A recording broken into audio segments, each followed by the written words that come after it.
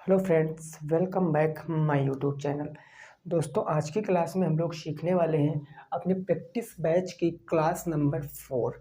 जैसा कि सभी को पता है, इस टाइम यूपी टेट मैथ का प्रैक्टिस मैं आप लोगों को करा रहा हूं। पर डे की क्लास में आपको टोटल 11 प्रश्न कराता हूं और लगभग सभी चैप्टरों से प्रश्नों को इंक्लूड करता हूं। ठीक है ना। तो ये क्लास आप लोगों को बहुत बेनिफिट देने वाली है। आप क्लास को रेगुलर अटेंड किया करो। बस ज़्यादा से ज़्यादा 40 या 45 मिनट की क्लास मैं आपको देता हूँ, क्योंकि हमें भी पता है कि आप पूरा टाइम मैथ पर नहीं दे सकते हैं, अदर भी सब्जेक्ट होती हैं। तो बस इस 40 मिनट को आप कायदे से पढ़ लिया करो। इन टाइपों से बाहर और कोई भी टाइप नहीं आएगा। प्रश्न ऐसे आएंगे, केवल यूनिट चेंज हो जाएगा मेरे भाई, बस। बाकी प्रश्न का पैटर्न, जो पेपर का पैटर्न था, वो ऐसा ही आएगा। क्योंकि एग्जामिनर क्या करता है, कोई नई आइडिया नहीं सोचता है, वो प्रीवियस ईयर के रिलेटेड क्वेश्चन ही पूछता है। यूनिट चेंज कर देता है, बाकी क्वेश्चन का कंसेप्ट वही लगता है, थोड़ी थोड़ी चीज़ें बढ़ा देता है, बस। ठीक है ना। तो वही चीज़ हम लोग यहाँ पर डिस्कस करेंगे। तो अगर आपको पसंद है तो एक बार वीडियो को आप शेयर कर सकते हो, लाइक कर सकते हो, चैनल को भी सब्सक्राइब कर सकते हो। आइए फिर शुरुआत करते हैं पहले प्रश्न से। पहला प्रश्न यहाँ पर लिखा हुआ है कि एक cube cube plus 2 cube plus 3 cube, ऐसे करके कहाँ तक 6 की पावर 3 यानी 6 क्यूब तक आपको इसका योग बताना है। इसका योग बताना है आपको। तो बताओ इसका योग क्या हो जाएगा। देखिए, ये नंबर सिस्टम का क्वेश्चन है और ऐसा क्वेश्चन बिल्कुल सफिशिएंट है, एक क्वेश्चन आएगा। देखो, पहले तो कुछ चीज़ें आप नोट कर लो। अगर आपने हमारी नंबर सिस्टम की क्लास नहीं अटेंड की है तो नोट कर सकते हो। देखिए, जो n प्राकृतिक संख्याओं का योग होता है, इन प्राकृतिक संख्याओं का योग, उसका फार्मूला क्या होता है? उसका फार्मूला होता है n+1/2। और दूसरा आता है कि n सम संख्याओं का योग। n सम संख्याओं का योग क्या होता है? वो होता है n+1। ये n सम संख्याओं पे, इस पर मैंने आपको कल की क्लास में क्वेश्चन भी कराया था। अगर मैं बात कर लूँ n संख्याओं के घनों का योग, n संख्याओं के घनों का योग, घन मतलब क्या होता है? पावर 3। घनों का योग, तो n संख्याओं के घनों का योग क्या होता है? जो आपका n संख्याओं का योग होता है ना, अगर इनका आप होल स्क्वायर कर देते हो तो n संख्याओं के घनों का योग बन जाता है। यानी ये बन जाता है n+1/2, और इसका क्या कर देते हो? होल स्क्वायर कर देते हो। बस इसी फार्मूले में आपको n रखना है। n बराबर क्या होता है? n बराबर होता है number of term. Number of term यानी कि वो नंबर कितने तक दिया गया है, वही आपको बताना है। अब इस प्रश्न में देखो, इस प्रश्न में हमें पता है कि n की वैल्यू कितनी है। 1 2 3 से लेकर मेरे भाई कहाँ तक दी? 6 तक दी। यानी नंबर ऑफ टर्म कितने हैं? 6 टर्म है। तो n की वैल्यू 6 है। अब हमें घनों का योग बताना है, और घनों का योग फार्मूला हमको पता है क्या होता है? n इंटू n+1/2, और इसका क्या कर देंगे? होल स्क्वायर कर देंगे, बस अपना आंसर आ जाएगा। अब देखो, n की वैल्यू कितनी? 6 इंटू 7, तो यहाँ से हम रखेंगे 6 प्लस में 1/2, और इसका क्या कर देंगे? होल स्क्वायर कर देंगे। अब आप पहले ब्रैकेट सॉल्व कर लीजिए। 2 से काटोगे 3 बार में, 6 1 7, 7 3 कितना हो जाएगा? 21 हो जाएगा। यानी 21, और 21 के ऊपर पावर 2 है तो पावर 2, 21 का वर्ग कितना होता? 441 आपका राइट आंसर है। 441 आपका क्या है? सही जवाब हो जाएगा। देखिए दोस्तों, कितनी भी टर्म पता हो, अभी 8 यहाँ से 1 से लेकर अगर 8 तक दिया होता तो n की वैल्यू कितनी आ जाती? 8 आ जाती। अगर 1 से लेकर 12 तक दिया होता तो n की वैल्यू 12 आ जाती। ऐसे करके कितना भी आ जाए, फार्मूला यही लगेगा, कंसेप्ट यही लगेगा, और इस पर बेस्ड क्वेश्चन भी कई बार पेपर में रिपीट हुआ है। तो आंसर कितना आएगा? 441 आएगा पहले क्वेश्चन का आंसर। तो नोट कर सकते हो। नेक्स्ट पे पहुंचते हैं, प्रश्न संख्या नंबर 2 पर पहुंचते हैं। ठीक है ना भाई, किस पर पहुंचते हैं? प्रश्न संख्या नंबर 2 पर। इतनी बात आपकी समझ में आ गई होगी, नॉर्मल सा क्वेश्चन था, कोई दिक्कत वाली बात नहीं थी। अगला प्रश्न देखो और तुरंत उसका जवाब देने की कोशिश करना। फार्मूले आप नोट कर सकते हो। मैं प्रत्येक क्वेश्चन के साथ आपको कुछ बेसिक बातें भी बता देता हूँ, ताकि आपको चीज़ें समझ में आए। क्वेश्चन नंबर 2 मेरे भाई क्या कह रहा है? ये कह रहा है किसी संख्या n को 5 से भाग देने पर, किसी संख्या n को 5 से भाग देने पर, किसी संख्या n को 5 से भाग देने पर कुछ रिमाइंडर बचता है, देने पर कितना शेष बचता है? तो शेष जो है वो 4 प्राप्त होता है। शेष कितना प्राप्त होता है? 4 प्राप्त होता है। किसी नंबर n को 5 से भाग देने पर शेष 4 प्राप्त होता है। ठीक है ना, प्राप्त होता है। उसके बाद क्वेश्चन कह रहा है, क्वेश्चन ये कह रहा है कि संख्या के 2n को, संख्या के 2n को, संख्या के 2n को 5 से भाग देने पर, 5 से भाग देने पर शेष क्या बचेगा वो आपको बताना। संख्या के 2n को 5 से भाग देने पर शेष क्या होगा, 5 से भाग देने पर शेष क्या होगा वो आप बताओ, शेष क्या होगा ये आपको बताना है, ये आपको बताना। ये क्वेश्चन जो आपका है यूथ पब्लिकेशन बुक का है, यूथ पब्लिकेशन का जो एक बुक आता है यूपी टेट का, उसी बुक का है। अक्सर लोग ज़्यादातर क्या कहते हैं, यूथ पब्लिकेशन ही आपको सजेस्ट करते हैं कि वही आप लीजिए। कोई नंबर है, अगर उसको आप किससे भाग कर रहे हो, 5 से भाग कर रहे हो ना, कोई नंबर n है, अगर उसको आप 5 से भाग कर रहे हो तो रिमाइंडर कितना बच रहा है, 4 बच रहा है। अगर उसी नंबर का आप 2 गुना कर दोगे, 2n कर दोगे, क्योंकि कहने का संख्या के 2 गुना को, संख्या का 2 गुना कर दोगे और उसको अगर 5 से भाग करोगे तो शेषफल कितना प्राप्त होगा वो आपको बताना है। देखो, जब भी ऐसा प्रश्न आएगा तो हमेशा आप एक बात पर गौर करना, हमेशा आप एक बात पर गौर करना। देखो, सबसे पहले क्या होता है, तुम्हारी कुछ चीज़ होती है, भाज्य बराबर भागफल प्लस शेषफल, और भाज्य बराबर भाजक गुणे भागफल प्लस शेषफल, यही ना होता है ना। तो ये जो आपका भाजक है, अगर क्वेश्चन में जो आपका भाजक है, भाजक, अगर भाजक आपका सेम है, मेरे भाई बात को याद रखना, अगर आपका भाजक क्या है, सेम है क्वेश्चन में, और क्वेश्चन को कितने भी बार डिवाइड करने के लिए कहे जा रहा है, अगर भाजक सेम है और क्वेश्चन को कितने भी बार डिवाइड किए करने को कहा जा रहा, तो अगर आप संख्या को आप जितने गुना बढ़ाओगे, संख्या को आप जितने भी गुना बढ़ाओगे, आपका शेषफल भी उतने गुना बढ़ जाएगा। इस पॉइंट को याद रखना। अगर किसी भाजक, जो भाजक है संख्या का वो सेम है, सेम भाजक से बार बार नंबर के मल्टीपल को डिवाइड किया जा रहा और रिमाइंडर आपका भांति भांति प्रकार का आ रहा है, तो अगर संख्या को आप चाहे डबल कर दो चाहे तिबल कर दो, अगर डबल कर रहे हो तो रिमाइंडर डबल हो जाएगा, अगर संख्या को 3 गुना कर रहे हो तो रिमाइंडर भी 3 हो जाएगा, संख्या को 4 गुना कर रहे हो तो रिमाइंडर भी 4 गुना हो जाएगा, जब सेम भाजक हमारा रहता है। तो इन केसों में आपको कुछ नहीं करना है, ये जो n की वैल्यू दी गई ये गुमराह करने के लिए दी गई है। आप सिंपल से यहाँ पर यह देख सकते हो, क्या देख सकते हो कि ये आपका कितना है, 4, ये 4 आपका शेष है, 4 आपका शेष है ना, तो ये शेष बच रहा है। आपको पता है कि आपको यहाँ पर शेष पूछे हैं, आपसे n की कोई वैल्यू नहीं, n आपको केवल गुमराह करने के लिए दिया गया, तो आपको पता है यहाँ पर भाजक क्या है, सेम है, 5 से ही भाग दे रहे हो, भाजक सेम है और शेष 4 है, तो शेष का अगर संख्या का हम 2n कर रहे हैं यानी 2 गुना कर रहे हैं, तो हम अपने शेषफल को भी 2 गुना कर लेंगे, 4 दूनी 8 हो जाएगा।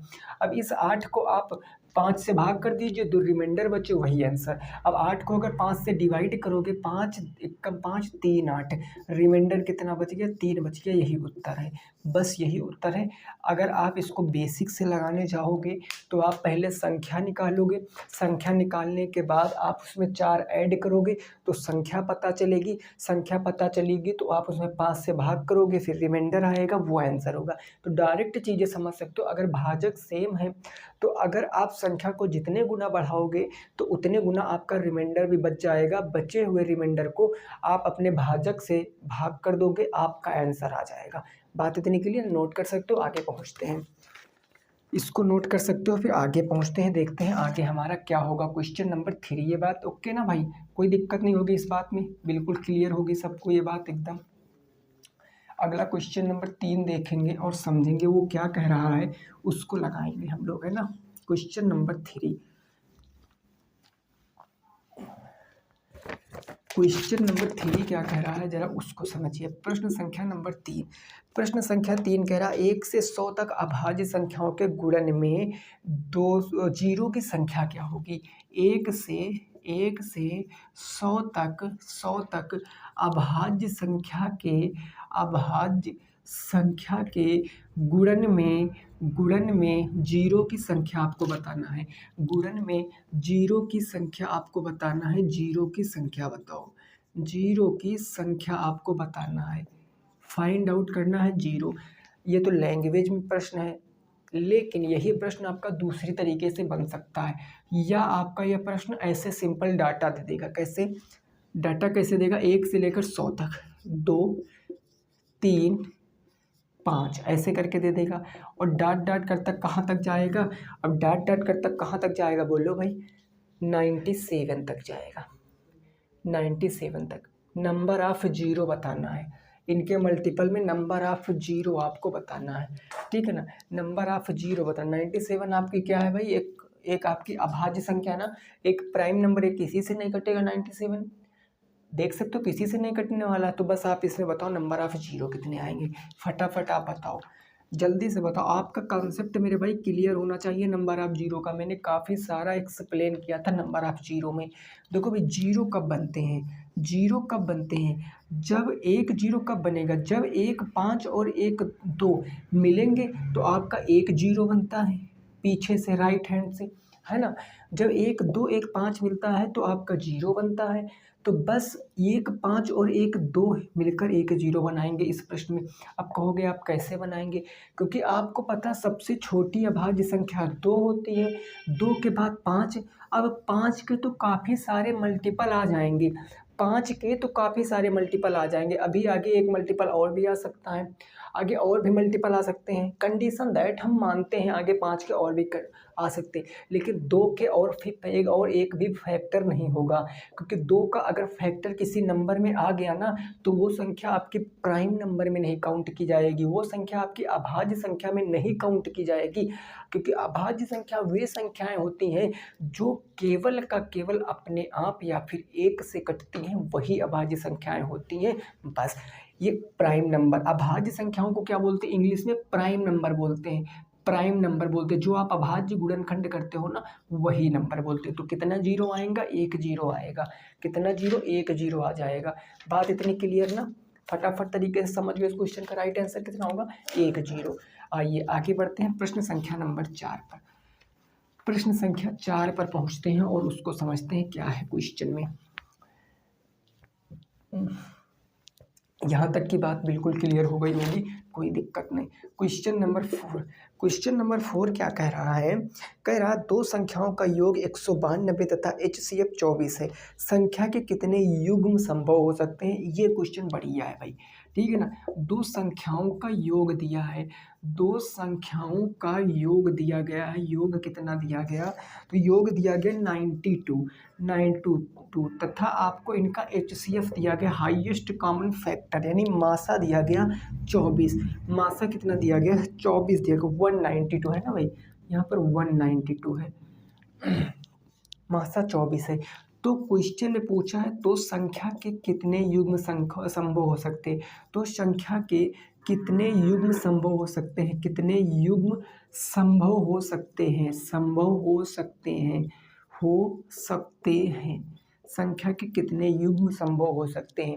इस क्वेश्चन को आप स्टार बना के लिखना। कई बार पेपर में रिपीट हुआ है इस तरह का क्वेश्चन, कई बार पेपर में रिपीट हुआ है इस तरीके का क्वेश्चन। अब देखो इस तरीके के क्वेश्चन करने का बेसिक मेथड तो बहुत तगड़ा बन जाता है। इसको हम लोग कैसे करते हैं? अपनी मेंटल एबिलिटी के दम पर करते हैं। देखो जब भी क्वेश्चन में आपको किन्हीं दो संख्याओं का अगर आपको सम दिया है, जब भी किसी नंबर में आपको किन्हीं दो संख्याओं का सम का मतलब योग दिया है, योग दिया है और आपको HCF दिया है, योग दिया है और आपको HCF दिया, मीन्स क्या दिया गया? मासा दिया गया है। बस आपको यहाँ पर यही काम देखना है कि अगर दो संख्याओं का योग और उनका मासा दिया गया और लास्ट में आपको युग्म, युग्म मतलब क्या? जोड़े, युग मतलब क्या? जोड़े, आपसे लास्ट में जोड़े पूछे हैं। तो बस सबसे पहला काम क्या करोगे कि जो आपका यहाँ पर मेरे भाई क्या दिया है, जो आपका यहाँ पर सम दिया है, सम, जो आपका यहाँ पर सम दिया है ना, सम को HCF से डिवाइड कर दोगे। सम कितना है? 192। इसको आप HCF से डिवाइड करोगे 24 से। ये कितनी बार जाएगा? 12 दूना 24 हो गया, 12 एकम 12 हो गया, 12 छंग 72 हो गया, 2 अट्ठी 16 हो गया, अब 8 आ गया, अब 8 आ गया। अब सुनो मेरी बात गौर से, इतना काम आप कर लोगे। अब मेन मुद्दा यहाँ पर उठता है, ये जो 8 है ना, 8 में यहाँ पर दो ऐसी संख्याएं खोजो, दो ऐसी संख्याएं अपने मन से आपको खोजना है, अपने मन से खोजो जिनका योग क्या हो, जिनका योग 8 हो, जिनका योग 8 हो और वो क्या हो? वो प्राइम नंबर हो, वो प्राइम नंबर हो। प्राइम नंबर का मतलब समझ रहे हो ना, अभाज्य संख्याएं हो, वो प्राइम नंबर हो, साथ में क्या हो, अभाज्य संख्याएं हो, बस मेरे भाई। जो यहाँ पर आप अगर सम को एचसीएफ से डिवाइड कर रहे हो, सम को एचसीएफ से डिवाइड करोगे, जो भी नंबर आएगा उस नंबर को आप ऐसे दो संख्याओं के रूप में तोड़ो जिनका गुणा करने पर नहीं, जिनको जोड़ने पर वे संख्याएं कितनी आ जाएं, वे संख्याएं आपकी कितनी आ जाए, 8 आ जाए, जोड़ने पर उनका योग 8 आ जाए, और वो आपका प्राइम नंबर होता है, वो आपका प्राइम नंबर होना चाहिए। लेकिन एक बात यहाँ पर याद रखना, यहाँ पर एक को आप हमेशा काउंट करोगे। आप कहोगे सर एक आपका प्राइम नंबर नहीं होता, बट यहाँ पर एक आप हमेशा काउंट करोगे। तो आप देखो एक युग्म हो जाएगा, 1 और 7, बोलो 7 भी प्राइम नंबर है और एक भी आपका क्या है, प्राइम नंबर है।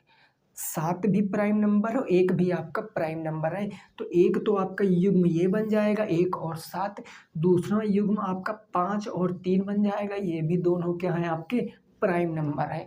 और कोई युग्म आपको दिख रहा, अगर आप कहोगे कि सर 4 और 4 को देख लें, तो 4 और 4 आपके प्राइम नंबर नहीं है, इनमें 2 कॉमन मिल रहा, तो ये प्राइम नंबर नहीं। आप कह सकते हो 6 और 2, 6 और 2 क्या हो सकता है, बिल्कुल नहीं, इनमें 2 कॉमन मिल रहा है। तो कहने का मतलब जिनका सम 8 हो और वो अपने आप में प्राइम संख्या हो, और एक को कंसीडर करते हैं, यहाँ पर एक को काउंट करते हैं, एक को हमेशा जोड़ेंगे, तो कितने युग्म बन जाएंगे, 2 युग्म बन जाएंगे। 2 युग्म बनेंगे इस क्वेश्चन में। अगर पूछता कौन कौन से युग्म बनेंगे, तो एक 1 और 7 बन जाता, दूसरा 5 और 3 बन जाता, ऐसे क्वेश्चनों में। तो आप यहाँ पर इस फार्मूले को नोट कर सकते हो। जब इस पर मैं देखिए मैं प्रैक्टिस कराता रहूँगा तो आप धीरे धीरे चीज़ों को सीख जाओगे। अभी थोड़ा सा दिक्कत हो सकता है आपको हो रही हो, नए नए क्वेश्चन है, लेकिन धीरे धीरे सीख जाओगे सब कुछ, बस प्रैक्टिस करते रहना। तो सम बटे एचसीएफ जो भी आएगा उसके ऐसे 2 फैक्टर करना जिनको जोड़ने पर वो संख्या आनी चाहिए, 8 आ गया वो नंबर प्राइम नंबर होना चाहिए। तो आंसर कितना आएगा, 2 युग्म हो जाएगा। आइए बढ़ते हैं अगले प्रश्न पे। अगले प्रश्न पे पहुंचते हैं, प्रश्न संख्या नंबर 5 पर। यहाँ तक की बात में किसी भी साथी को कोई दिक्कत नहीं होनी चाहिए। अगर आपका कोई भी क्वेश्चन है, सिंगल क्वेश्चन भी है, तो आप हमसे पूछ सकते हो। कहाँ पूछना है ये आपको पता है, ठीक है ना भाई, मैं ज़रूर उस क्वेश्चन को एक्सप्लेन करूँगा। अभी दिवाली बाद मैं आपको मैराथन क्लासेस भी दूंगा, ऐसा दिक्कत मत लेना कि मैं मैराथन नहीं दूंगा, जरूर दूंगा आपको मैराथन क्लासेस। क्वेश्चन नंबर 5 है, ये क्या कह रहा है, किसी वस्तु का वर्तमान मूल्य 8,000 रुपये है। किसी वस्तु का वर्तमान मूल्य आपको दिया है, किसी वस्तु का वर्तमान मूल्य 8,000 है। वर्तमान मूल्य क्या है, वर्तमान मूल्य 8,000 है। किसी वस्तु का वर्तमान मूल्य 8,000 है, यदि 10% प्रतिवर्ष की दर से, यदि 10% यदि 10% प्रति वर्ष की दर से अवमूल्यन हो रहा है, वर्ष से अवमूल्यन हो रहा, अवमूल्यन एक बहुत ही प्यारा शब्द है और इसको आप दिमाग में याद रखना। अवमूल्यन हो रहा है, तो क्वेश्चन में पूछा है 2 वर्ष बाद, 2 वर्ष बाद, क्या क्वेश्चन में पूछा है भाई, 2 वर्ष बाद पूछे ना, 3 वर्ष बाद, सॉरी 3 वर्ष बाद, यहाँ पूछे 3 वर्ष बाद। 3 वर्ष बाद मूल्य क्या होगा, 3 वर्ष बाद मूल्य क्या होगा, मूल्य क्या होगा, इस क्वेश्चन को लगाओ, इस क्वेश्चन को लगाओ। याद करो हमने जब आपको कंपाउंड इंटरेस्ट, सिंपल इंटरेस्ट पढ़ाया था, और कहाँ कहाँ पढ़ाया था, मैंने आपको डीएलएड सेकेंड सेमेस्टर में पढ़ाया, डीएलएड थर्ड सेमेस्टर में पढ़ाया, डीएलएड फोर्थ सेमेस्टर में भी मैंने आपको पढ़ाया है। वैसे ज़्यादा फोर्थ सेमेस्टर में नहीं पढ़ाया, लेकिन सेकेंड थर्ड में मैंने सिंपल कंपाउंड आपको बहुत पढ़ाया है। तो बस वहाँ पर मैंने आपको बताया था कि अवमूल्यन का मतलब क्या होता है। देखिए मेरे भाई, बहुत ही प्यारा शब्द है ये आपका अवमूल्यन। अवमूल्यन का सीधा शब्द अगर मैं समझें तो इसका मतलब होता है घटती है, जो भी रेट है वो प्रतिवर्ष घटती है।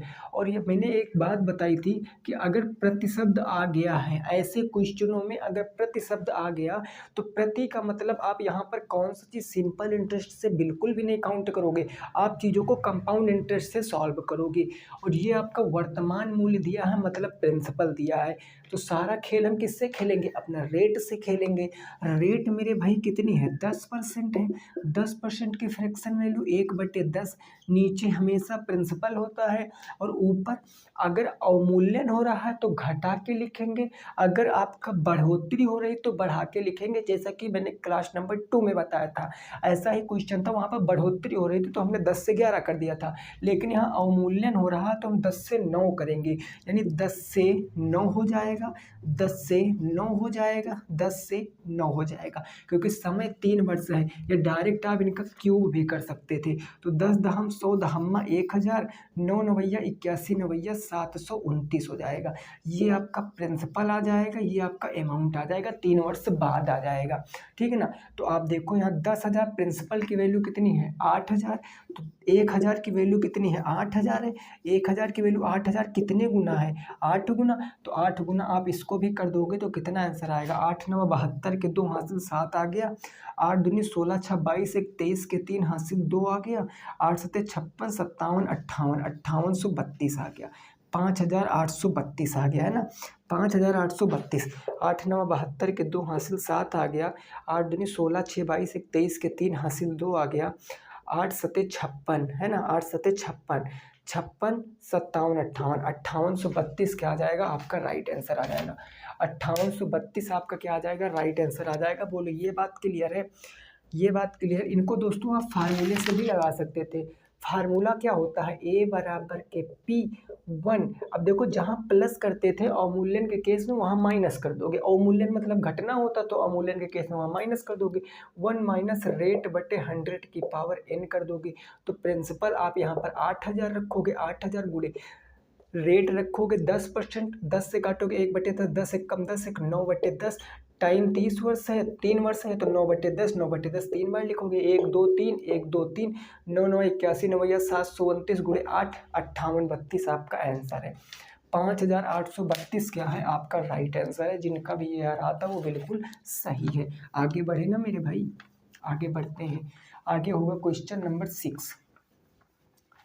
क्वेश्चन नंबर 6 होगा, देखो क्या कह रहा है क्वेश्चन, समझो और बताओ एक आंसर क्या होगा, है ना। अगला क्वेश्चन नंबर कौन सा होगा 6 हो जाएगा। प्रश्न संख्या 6,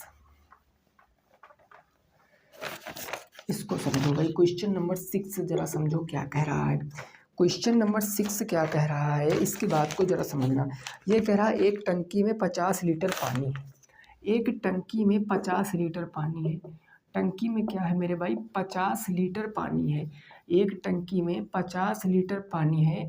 छेद के कारण, छेद के कारण, छेद के कारण क्या हो गया, छेद या 15 लीटर पानी बह गया, छेद के कारण 15 लीटर पानी बह गया, 15 लीटर पानी क्या हो गया बह गया, बह गया। ये 50 लीटर नहीं है 500 लीटर है ना, ये 50 नहीं है 500 लीटर है, 500 लीटर है, पानी बह गया। तो पूछा है कितने परसेंट पानी बचा, कितने प्रतिशत पानी बचा, पानी बचा। इस क्वेश्चन को अच्छे से लगाना, बचा, नहीं तो आप इस क्वेश्चन में दिक्कत काट जाओगे। आप यहाँ क्वेश्चन की लैंग्वेज को समझना मोस्ट इंपॉर्टेंट होता है, क्वेश्चन को समझना। बाकी गणित सबको आती है, ऐसा कोई विद्यार्थी नहीं है जिसको गणित नहीं आती है, गणित सबको आती है, सब लोग लगा पाओगे। मेन इंपॉर्टेंट रोल जो अदा करती है क्वेश्चन की लैंग्वेज समझ अदा करती है कि क्वेश्चन आप कैसे पढ़ते हो, क्वेश्चन का आपको लगाने का अप्रोच कैसा है, आप क्वेश्चन समझ कैसे पा रहे हो। बस अगर इतना चीज़ आप करना सीख गए ना तो आप क्वेश्चन को लगा लोगे। और ये सारी चीज़ कब आएगी, प्रैक्टिस से आएगी, सारी चीज़ प्रैक्टिस से आएगी। अब देखो हमने आपको एक बात बताया भाई, देखो अगर मैं कह दूं एक कोई हमारी ये टंकी है, सपोज दैट ये हमारी एक टंकी है और इसमें टोटल कितना है 500 लीटर पानी भरा हुआ है, इसमें टोटल 500 लीटर पानी भरा हुआ है, 500 लीटर। अगर मान लिया हमने यहाँ पर एक छेद कर दिया, छेद कर दिया तो पानी बह गया, तो टंकी में तो पानी कम हो जाएगा। और कितना पानी बह गया भाई 15 लीटर, तो पानी बचेगा कितना 500 माइनस 15 कितना बच जाएगा पानी, पानी बच जाएगा 485 लीटर, पानी कितना बच जाएगा 485 लीटर। अगर ये पूछता कि पानी कितने लीटर बचेगा तो आंसर यही हो जाता, लेकिन हमसे पूछा कितने प्रतिशत पानी बचेगा, तो पानी कितना बचा 485 लीटर बचा ना, 485 लीटर। और कहाँ से बचा भाई, यहीं से तो बचेगा, टोटल से तो बचेगा। तो टोटल कितना है 500 और इंटू क्या कर दोगे 100 कर दोगे, क्योंकि भिन्न को जब प्रतिशत में बदलते हो तो गुणे 100।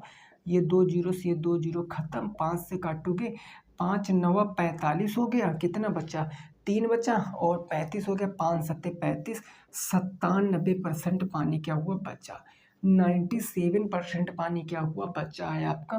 बोलो ये बात क्लियर है कि नहीं क्लियर है।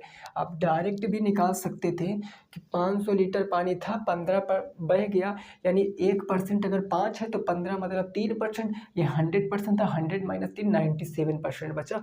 डायरेक्ट भी सोच सकते थे, लेकिन मैंने आपको पूरा एक्सप्लेन किया है कैसे आप लगाओगे। आपको कुछ अपना दिमाग नहीं यूज करना है, क्वेश्चन को पढ़ना है और अपने से रिलेट करना है कि आपके पास मान लिया एक कोई मटकी है, कोई पानी की टंकी है, अगर उसमें छेद हो गया, इतना पानी बह गया, तो इतना पानी बचा, कहाँ से बचा इंटू 100, आपका परसेंटेज निकल आएगा। क्लियर ना। तो आंसर कितना आएगा 97% आ जाएगा। आइए फिर आगे पहुँचते हैं। आगे होगा क्वेश्चन नंबर 7। ये बात क्लियर ना भाई, किसी को कोई दिक्कत परेशानी नहीं होनी चाहिए, है ना। सारे क्वेश्चन लगा पाओगे, कोई सिंगल भी ऐसा क्वेश्चन नहीं होगा जो नहीं लगा पाओगे। बस आप अपनी ईमानदारी से पढ़ाई कीजिए। क्वेश्चन नंबर 7 है कुछ इस प्रकार से कि 36 वस्तुओं का क्रय मूल्य, 36 वस्तुओं का क्रय मूल्य, वस्तुओं का क्रय मूल्य 36 वस्तुओं का क्रय मूल्य कितने वस्तुओं के विक्रय मूल्य के बराबर है भाई, 30 वस्तुओं के विक्रय मूल्य के बराबर है। 3 वस्तुओं के विक्रय मूल्य के बराबर है, 3 वस्तुओं के विक्रय मूल्य के क्या है बराबर है, 3 वस्तुओं के विक्रय मूल्य के बराबर है। तो आपसे पूछा है कि परसेंटेज प्रॉफिट या फिर परसेंटेज लॉस बताओ, कितना प्रॉफिट हुआ। अगर प्रॉफिट हुआ है तो प्रॉफिट परसेंटेज बताना है, लॉस हुआ है तो लॉस परसेंटेज बताना है। और याद रखना, अगर क्वेश्चन में दोनों दे दिया गया, हुआ तो एक ही होगा ना भाई, प्रॉफिट और लॉस साथ में तो हो नहीं सकता। अगर सपोज दैट मैंने मान लिया 20% प्रॉफिट हो रहा, तो ऑप्शन में 20% प्रॉफिट भी दिया रहेगा और ऑप्शन में 20% लॉस भी दिया रहेगा। तो आपको भयभीत नहीं होना, आपको बिल्कुल कंसंट्रेट हटना नहीं चाहिए। आप पढ़ के लगाओगे कि 20% अगर प्रॉफिट हो रहा तो प्रॉफिट वाला ऑप्शन सही है, अगर लॉस हो रहा तो लॉस वाला ऑप्शन सही है। इस चीज़ को बहुत अच्छे से याद रखना। ये मुझसे बहुत ज़्यादा गलती हुई है, ये हमसे बहुत ज़्यादा गलती हुई। हम जब कोचिंग पढ़ते थे अपने यहाँ कोचिंग में, अभी भी मैं जाता हूँ, तो रीजनिंग के कुछ ऐसे क्वेश्चन होते हैं हम बिना पढ़े उत्तर दे देते हैं, क्योंकि हमें पता है कि उत्तर यही आएगा, लेकिन लास्ट में पता चलता है कि मैंने नीचे की लाइन तो पढ़ा ही नहीं, उसमें कह रहा था कि इसका अपोजिट क्या होगा जो उत्तर आ रहा, लेकिन हमने अपोजिट वाले को पढ़ा ही नहीं, हमने डायरेक्ट वही उत्तर बता दिया जो मेन हमारा आया हुआ था। तो ये गलती आपसे नहीं होनी चाहिए। अब इस प्रश्न को लगाते हैं। इस प्रश्न को लगाने का सबसे बेस्ट मेथड है रेशियो मेथड। रेशियो मेथड आप निकालो, CP से SP का रेशियो, जो क्वेश्चन कहेगा वो करेंगे। कितनी वस्तुओं का क्रय मूल्य 36 वस्तुओं का, तो 36 वस्तुओं का क्रय मूल्य, ये कह रहा ना क्वेश्चन 36 वस्तुओं का क्रय मूल्य बराबर है 30 वस्तुओं के विक्रय मूल्य के, तो 30 वस्तुओं के विक्रय मूल्य के बराबर कर दिया। अब आपको क्रय मूल्य से विक्रय मूल्य का रेशियो निकालना है। काट दीजिए सर इसको, किससे कट जाएगा, इस किससे कट जाएगा, 2 से काट सकते हैं, 18 दूना 36 और ये 15 दूना 30 हो जाएगा, फिर 3 छंग 18, 3 पंजे 15, यानी कि कितना आएगा 6 CP cost price equal to 5 SP आ जाएगा, है ना, यही तो आ जाएगा। तो अब देखो CP से SP का रेशियो क्या आएगा, CP ये SP गुणे में इधर आएगा बटे में, तो CP और SP का रेशियो 5 उधर था और 6 इधर आ गया। तो अब देखो कॉस्ट प्राइस 5 थी, सेलिंग प्राइस 6। कोई चीज़ 5 में खरीदा आपने, 6 में बेचा, तो क्या होगा? अगर 5 में खरीद रहे हो, 6 में बेच रहे हो, तो लाभ हो जाएगा ना, आपको प्रॉफिट हो जाएगा। कितने रुपए का? 1 रुपए का। लेकिन आपसे तो परसेंटेज में पूछे हैं, तो परसेंटेज में बता देंगे। प्रॉफिट लॉस हमेशा किस मूल्य पर होता है? क्रय मूल्य पर। तो 1 का लाभ हुआ किस पर? 5 पर, क्योंकि सीपी कितना है? 5। तो 1/5 इंटू 100 करिए, या आपको 1/5 की वैल्यू तो याद ही होगी, 20% प्रॉफिट। 20% प्रॉफिट आंसर लगा के आओगे, ना कि लॉस। लॉस तो होगा ही नहीं, वो तो क्वेश्चन में केवल गुमराह करने के लिए दे देता है। परसेंटेज प्रॉफिट कितना होगा? 20% होगा। आई होप आपको चीज़ें बिल्कुल क्लियर हुई होंगी। जल्दी से नोट करो, फिर आगे पहुंचते हैं क्वेश्चन नंबर 8 पर। क्वेश्चन नंबर 8 पर पहुंचते हैं भाई, है ना। यहाँ तक की बात में किसी भी साथी को कोई दिक्कत होनी नहीं चाहिए हमारी समझ से। वीडियो आप एक बार देखो मेरे भाई, 2 बार देखो, जितनी बार मन पड़े, जब मन पड़े तब देखो। देखिए, आपकी आज की मेहनत ही आपका कल डिसाइड करेगी, ये बात जरूर याद रखना। क्वेश्चन नंबर 8 क्या कह रहा है कि कोई धन सिंपल इंटरेस्ट पर 3 वर्ष में 6604 रुपये। कोई आपका प्रिंसिपल है, कोई धन 3 वर्षों में क्या हो रहा है? 6604 तथा 5 वर्ष में 3 वर्षों में 6604 तथा 5 वर्षों में कितना हो जा रहा है? 5 वर्षों में 7540 हो जाता है। 7540 हो जाता है। तो क्वेश्चन पूछे है कि साधारण ब्याज की दर बताओ। इस क्वेश्चन को लगाओ। देखिए, ऐसे क्वेश्चन को आप लगा सकते हो, बेसिक से लगाइए, टाइम नहीं लगेगा, उससे भी लगा सकते हो। वैसे बेसिक से लगाओ तो ज़्यादा बेटर रहेगा ऐसे क्वेश्चनों को, क्योंकि मैंने सिंपल इंटरेस्ट, कंपाउंड इंटरेस्ट की क्लास पढ़ी, हमने कहा फार्मूला दिमाग में याद रखना, PRT/100, है ना। तो देखो, इस क्वेश्चन को लगाने का तरीका भाई, 5 वर्ष में कितना पैसा हो जा रहा है? 7540। 5 वर्ष में 7540, और 3 वर्ष में कितना हो जा रहा है? 6604। हमने लिख लिया। अब हम क्या करेंगे? देखेंगे कि हमें एक्चुअल में ब्याज कितना मिला। तो देखो, 5 साल में इतना, 3 साल में इतना, तो 2 साल का हम ब्याज देखेंगे कितना से, इनका डिफरेंस ले लेंगे ना, माइनस करेंगे 2 आएगा, और इनका भी डिफरेंस ले लेंगे, तो हमें 2 साल का ब्याज पता चल जाएगा। 10 से 4 जाएगा तो 6, यहाँ 3 बच गया तो 3, 4 से 6 जाएगा नहीं, 14 से 6 जाएगा तो 8 बच जाएगा, और यहाँ 6 से 6 गया, कुछ नहीं। यानी 2 साल का ब्याज 836 रुपये है। 2 साल का ब्याज 836 रुपये। तो 1 साल का ब्याज कितना होगा? 2 से डिवाइड करेंगे, 2 चौके 8, 2 1 2, 2 8 16। 1 साल का ब्याज कितना आ गया? 836 रुपये आ गया। 1 साल का ब्याज 836 रुपये आ गया। ब्याज तो आपको पता चल गया, लेकिन आपको प्रिंसिपल पता होना चाहिए, क्योंकि ये दोनों के दोनों क्या है? अमाउंट हैं।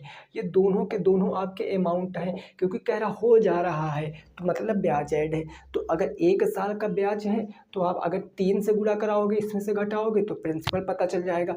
अगर इसमें से घटाना है तो 5 से गुणा करना पड़ेगा, क्योंकि ये 5 साल का अमाउंट है। तो अगर 1 साल का ब्याज 418 है, तो मैं अगर 3 साल का ब्याज पूछूँ तो 3 से गुणा, 3 8 3 24 के 4, 2 आ गया, 3 1 3, 2 5 और 4 3 12, 1254 रुपये 3 साल का ब्याज आ गया। 3 साल का ब्याज 1254 रुपये है। 3 साल का ब्याज 1254 रुपये है, और 3 साल का अमाउंट कितना? 604। तो प्रिंसिपल क्या होता है? प्रिंसिपल क्या होता है भाई? अमाउंट माइनस का सिंपल इंटरेस्ट। तो प्रिंसिपल निकालेंगे, अमाउंट है आपका 6604, माइनस कितना कर देंगे? 1254, तो माइनस हम कर देंगे 1254, तो प्रिंसिपल आ जाएगा। 4 से 4 गया 0, तो यहाँ से 0 से 5 जाएगा नहीं, 10 से 5 जाएगा 5, यहाँ बच गया 9, 9 से 2 जाएगा तो 7 बच गया। यहाँ बच गया आपका कितना भाई, बोलो? 4 से 4 गया 0, 9 से 5, 10 से 5 गया 4, यहाँ बच गया आपका 5, 5 से 2 जाएगा तो 3 बच जाएगा, 5 से 2 जाएगा तो 3 बच जाएगा, और यहाँ पर 5350 है ना, यही तो बचा भाई। एक बार ऐड कर देख लेते, 4 5 5 10, 3 2 5 1 6 और 5 1 6, अच्छा हाँ ठीक है, 53-50 बच जाएगा। 53-50 आपका बच जाएगा, ये प्रिंसिपल बचा। अब ये प्रिंसिपल बचा तो रेट आप निकाल सकते हो आसानी से। रेट क्या होती? रेट 1 साल का ब्याज बटे मूलधन गुणे समय। 1 साल का ब्याज कितना? 418। तो रेट परसेंटेज निकालने के लिए 418 बटे 1 साल का ब्याज गुणे मूलधन 53-50 और गुणे क्या हो जाएगा 100। 1 0 से 1 0, 5 से काटेंगे, 5 1 कम 5, 5 7 35 और ये काटेंगे तो 5 दूनी 10 हो जाएगा। 107 418 बटे 107 गुणे का 2।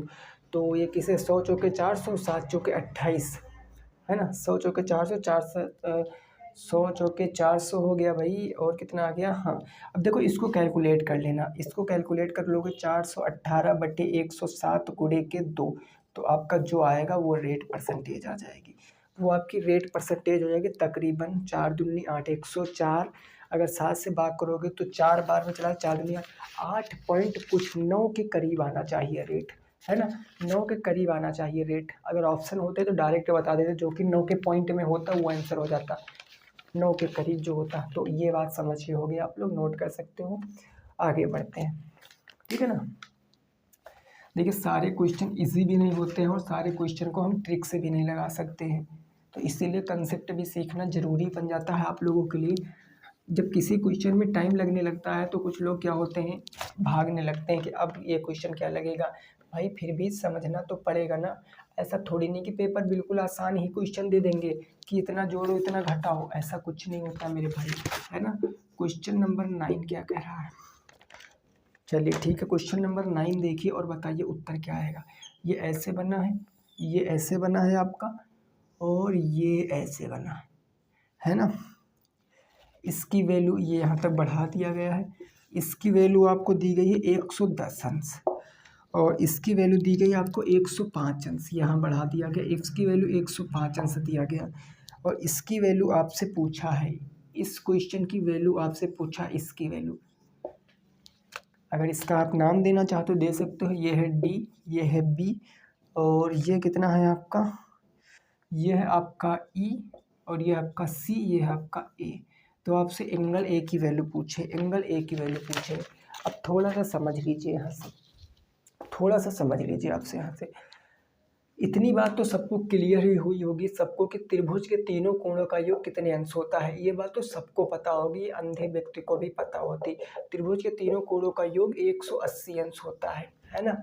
अब देखो आपका एक ऐसे कोण बनता है, आपका एक ऐसे कोण बनता है जिसे हम सरल कोण या ऋजु कोण बोलते हैं, जिसे हम सरल कोण या ऋजु कोण बोलते हैं। और इसका मान कितना होता है? 180 अंश होता है। इसका मान कितना होता है? 180 अंश होता है। अब बात को जरा समझना। जैसे मैं कह दूं कि यहाँ से मैंने एक लाइन गुजार दी, यहाँ से मैंने एक एंगल निकाल दिया, और मैंने कह दिया कि ये जो एंगल है आपका, ये मैंने कह दिया कि 140 अंश का है। मैंने कहा ये एंगल आपका जो मैंने ब्लैक किया ये 140 अंश का, और हमने आपसे पूछा कि ये एंगल कितने अंश का होगा, ये एंगल कितने अंश का होगा। तो आप सीधी बात बताओगे कि अगर यार पूरा 180 है, पूरा 180 है, तो ये 180 माइनस 40 यानी 40 डिग्री नहीं होगा। बस यही कंसेप्ट इसी क्वेश्चन में फॉलो कर रहा है। देखो कैसे, अगर मेरे भाई इसको मैं आगे बढ़ा रहा हूँ, अगर मैं इसको डाट डाट करके आगे बढ़ा रहा हूँ, तो आप देखोगे कि यहाँ पर ये पूरा एक क्या बन जाएगा, एक ये पूरा आपका ऋजु कोण बन जाएगा। लेकिन हमसे इससे कोई मतलब नहीं है, हमसे इससे कोई मतलब नहीं है। क्वेश्चन में पहले से ही मेंशन किया गया, देखो ये आपका पूरा एक ऋजु कोण है कि नहीं है, ये पूरा आपका एक ऋजु कोण है। अगर ये 110 है, अगर ये 110 है, ये पूरा 180 है, ये 110 है, तो ये 70 नहीं होगा। बोलो बोलो, इतनी बात भाई समझे कि नहीं समझे? बोलो, अगर ये 110 है तो ये 70 नहीं होगा? बिल्कुल होगा, उधर ही समझ लो। अब देखो अगर ये आपका एक ऋजु कोण है कि नहीं है, ऋजु कोण है, एक सरल कोण है, अगर ये 105 है तो ये 75 नहीं होगा, तभी तो 180 होगा। इसका भी योग 180, इसका भी योग 180। अब एक यहाँ पर त्रिभुज बन रहा, देखो ये एक त्रिभुज बन रहा, और त्रिभुज के तीनों कोणों का योग 180 अंश होता है। बस सर काम हो गया, कोण ए प्लस में कोण बी और प्लस में कोण ई बराबर 180 अंश होगा। यानी ये कोण मिलाकर 180। बी ए आपको बी ई की वैल्यू पता, ए निकालना है, तो ये रखो 70 अंश, ये रखो 75 अंश बराबर 180 अंश। यहाँ पर रख दो कोण ए, तो 75 और 70 7 7 14 1 15 7 7 14 145 उधर माइनस में हो जाएगा। यानी कोण ए बराबर 180 अंश माइनस के 145 अंश। तो कोण ए की वैल्यू 180 45 50 30 80 35 अंश आएगा। कितने अंश आएगा? 35 अंश आएगा। अगर ये बात समझ में आई है तो बोलो, ये बात समझ में आई तो बोलो।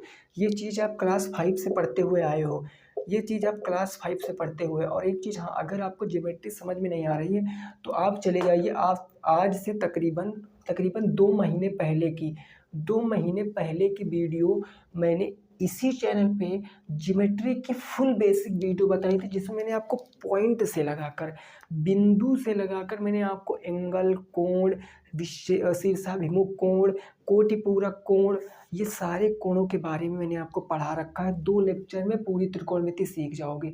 2 मंथ पहले की वीडियो है, देख लेना, मीडियन के पहले पढ़ी हो वीडियो, ठीक। तो अगर इसका आंसर आपका यही आया है 35 अंक, तो ठीक है, अगला क्वेश्चन का आंसर बता के दिखाओ। अगला क्वेश्चन बिल्कुल ऐसे ही है, उसका आंसर बता के दिखाओ। बोलो, ये बात समझ में आई? कितना आंसर आ गया? 35 डिग्री आ गया। क्लियर ना? चलिए, अगला क्वेश्चन बिल्कुल ऐसे ही है, उसका आंसर आपको बताना है। क्वेश्चन नंबर 10 बिल्कुल ऐसे ही है और उसका आंसर आपको बताना है क्या हो जाएगा। प्रश्न संख्या 10, प्रश्न संख्या 10, क्वेश्चन नंबर 10। क्वेश्चन नंबर 10 है आपका, देखो क्या है क्वेश्चन। ये ऐसे है, ये बना है भाई, है ना। इसकी वैल्यू दे रखी है 45 अंश, ये है आपका 45 अंश, ठीक है ना। और ये है आपका 80 अंश, ये है आपका 80 अंश, और इसकी वैल्यू आपको बताना है। ये जो आपका x अंश है ना, x की वैल्यू बताना है। इस क्वेश्चन में x की वैल्यू बताना है। जल्दी से बताओ, सोचकर क्या आएगा उत्तर, जल्दी से सोच कर बताओ इसमें क्या आएगा उत्तर। फटाफट तरीके से बताओ, फटाफट तरीके से बताओ इस क्वेश्चन का आंसर क्या आएगा, इस क्वेश्चन का आंसर क्या आएगा, आपको जल्दी से बताना है ना। तुरंत बताओ इस क्वेश्चन का आंसर क्या आएगा। देखिए, अभी वही लॉजिक मैंने लगाया है, वही। आप देखो, ये पूरा कोण, ये पूरा 180 अंश का होगा कि नहीं होगा? ये पूरा 180 अंश का होगा। अगर मैं इस कोण का मान पता कर लूँ तो हम 180 से घटाकर इस x की वैल्यू नहीं बता सकते हैं। तो इस कोण का मान कैसे पता करेंगे? त्रिभुज के अंतर्गत आप देखो, 80 अंश प्लस के 45 अंश, और इसको आप y अंश मान लीजिए बराबर 180 अंश होगा। इसको आप y मान लिए, 45 और 80 8 4 12 125, तो y बराबर उधर जाएगा 180 अंश माइनस के 125 अंश नहीं आ जाएगा, तो वही में 25 5 30 30 50 55 अंश आएगा। y बराबर 55 अंश है, यानी इस y की वैल्यू कितनी आ गई? 55 डिग्री आ गई है। अब देखो, अगर मैं आपसे बात करूं तो x प्लस में y 180 अंश होगा। क्यों होगा? क्योंकि आपको पता है ये कैसा कोण है, रैखिक कोण है या सरल कोण आप इसे बोल सकते हो। आप इसे सरल कोण सीधी भाषा में बोल सकते हो। सरल कोण का मान 180 अंश होता है। x और y, x की वैल्यू बताना, y की वैल्यू 55 अंश है, तो x प्लस के 55 बराबर के 180। तो अगर x की वैल्यू आप यहाँ पर निकालोगे तो 55 उधर जाएगा माइनस में, 180 माइनस के 55, तो x की वैल्यू कितनी आएगी? 55 5 60 20 80 180, 125 अंश आ जाएगी। 125 अंश आ जाएगी। ये बात बोलो क्लियर कि नहीं क्लियर? 125 अंश आ जाएगी। ये बात क्लियर है कि नहीं क्लियर है? कितना आ जाएगा? 125 अंश आ जाएगा, ठीक है ना। 125 55 जोड़ोगे, 25 5 30 80, कितना आ जाएगी? 125 अंश। क्वेश्चन नंबर 10 का कितना आंसर आएगा? 125 डिग्री आ जाएगा। ओके, इतनी बात क्लियर ना। चलिए, फिर आज की क्लास के लास्ट प्रश्न पे पहुंचते हैं, क्वेश्चन नंबर 11 पर। आज का लास्ट प्रश्न क्वेश्चन नंबर 11, उसको देखो, बताओ क्या आएगा उत्तर। उसको देखो और बताओ क्या आएगा उत्तर। क्वेश्चन नंबर 11, क्वेश्चन नंबर 11 क्या कह रहा है? ये कह रहा है कि 2015 का स्वतंत्रता दिवस कौन सा दिन था? 2015 के दिन, 2015 के स्वतंत्रता दिवस पर कौन सा दिन था? स्वतंत्रता दिवस को कौन सा दिन था? कौन सा दिन था, कौन सा दिन था। ये क्वेश्चन आपका पूछा गया क्वेश्चन है, ठीक है ना। ये क्वेश्चन आपका पूछा गया क्वेश्चन है। तो बताओ इसका उत्तर क्या आएगा, जल्दी से बताओ इसका उत्तर क्या आएगा, फटाफट बताना है आपको। हमने बताया था, आपको याद होगा पिछली क्लास में, है ना। सप्ताह का पहला दिन सोमवार, यानी जीरो को आपको क्या होता है, सोमवार होता है, और सॉरी संडे होता है। जीरो को क्या होता है, संडे होता है, और 6 को क्या होता है, सैटरडे होता है। और यही सीक्वेंस हमें फॉलो कराना होता है बीच में, बस, ठीक है ना। तो आप यहाँ देखोगे, यहाँ से आप देखो 2000 कितना है, 15 है। आप इसको दो कटे, ये 20वीं क्या हो गई, हमारी शताब्दी हो गई। शताब्दी को कंसीडर नहीं करेंगे क्योंकि 20वीं शताब्दी लीप ईयर है, लीप शताब्दी है। 15 में 15 तो कंप्लीट नहीं किया है, तो हम 14 की बात करेंगे। 14 आपके क्या आ गए, वर्ष आ गए। अब 14 वर्ष में कितने लीप ईयर हैं, कितने नॉर्मल ईयर हैं। तो लीप ईयर पता करने के लिए क्या करते हैं, 4 से भाग करते हैं, क्योंकि आपको पता लीप ईयर हर चौथे साल आता। 4 तियाँ 12, 3 आपके क्या आ गए, लीप ईयर आ गए। लीप ईयर 3 हो गए, और 14 से 3 घटाओगे तो 11 आपके नॉर्मल ईयर आ गए। 3 लीप ईयर, 11 नॉर्मल ईयर। एक लीप ईयर में 2 एक्स्ट्रा दिन होते हैं, 2 ऑड डेज। तो यहाँ पर टोटल 6 ऑड डेज आ जाएंगे, और यहाँ से कितने, 11 ऑड डेज आ जाएंगे। 11 ऑड डेज, तो 11 6 कितना हो गया, 17 ऑड डेज आ गए, 17। अब आप चले जाओ यहाँ से। स्वतंत्रता दिवस का मतलब कब मनाया जाता है, 15 अगस्त को। 15 अगस्त 1947 को आज़ाद हुए थे ना, तो 15 अगस्त को। अब देखो हम निकालेंगे, सबसे पहले यहाँ 17 है तो 17 लिख लेंगे। उसके बाद जनवरी में 3, अभी लीप ईयर तो है नहीं, 4 से डिवाइड है, तो फरवरी में तो 0 हो जाएंगे। मार्च में 3, अप्रैल में 2, मई में 3, और मई में 3, उसके बाद यहाँ नीचे लिख रहे हैं ना, मई में 3, फिर जून में 2, जुलाई में 3, और अगस्त में डेट लिखना है 15। तो अगस्त में 15 लिख लिया। इसको आप 7 से डिवाइड कर दोगे तो आपका जो रिमाइंडर बचेगा वही आपका दिन हो जाएगा। अब 7 से आप घटाते हुए चले, काट दीजिए।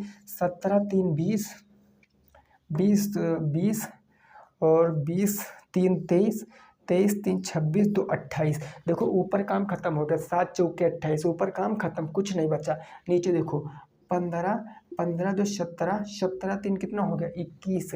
15 2 17, और 17 3 कितना हो गया, 21 हो गया। और 21/7 का मतलब 0, यहाँ से क्या आ गया, 0। और 0 का मतलब क्या होता है, संडे होता है। 0 का मतलब क्या होता है, सोमवार होता है। बोलो ये बात क्लियर। 0 का मतलब क्या होता है, सोमवार। तो 15 अगस्त 2015 को कौन सा दिन था, तो सोमवार था। 15 अगस्त 2015 को कौन सा दिन था, सोमवार था। ये बात इतनी क्लियर हुई कि नहीं क्लियर हुई। तो आपको ये 11 क्वेश्चन मैंने करा दिया। प्रैक्टिस सेट नंबर कौन सा था, प्रैक्टिस बैच का क्लास नंबर 4।